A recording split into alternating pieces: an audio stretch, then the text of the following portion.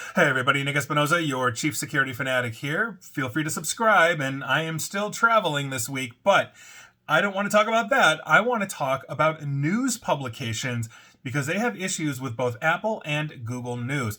Now, Anthony Ha of TechCrunch had a really good write-up on this, and for this, we're going to talk about the BBC, or the British Broadcasting Corporation, out of the UK, because they just filed a complaint with the UK antitrust regulators complaining that aggregators like Apple News and Google News are minimizing credit for the stories that they feature. Now, Apple Insider reported that the BBC is asking the Competition and Markets Authority of the UK to require Apple and Google to more prominently credit news sources. In other words, basically the BBC, one of the largest news infrastructures on the planet, comes with a breaking story, and Apple and Google really aren't giving them credit, I guess. Now, while this decision would theoretically apply only to UK publications, any change made by aggregators would presumably affect other publishers as well, not just the BBC. Quote, "If audiences derive value from our content and services but attribute that value to the gatekeepers, Apple News, Google News,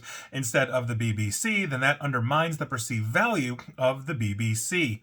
That's according to the BBC in their complaint.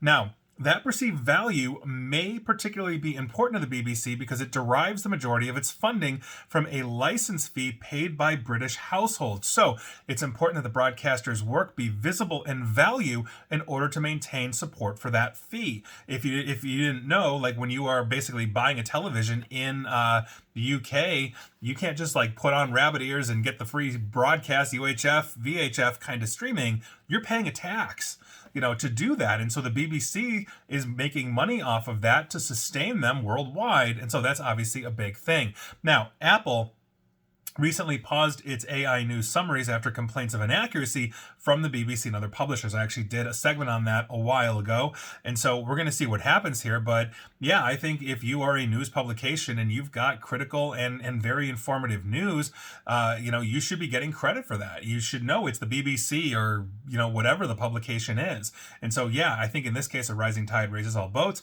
And the BBC and any publication that is credible should be getting credit. And the discreditable ones, hopefully, go away. But we'll see what happens.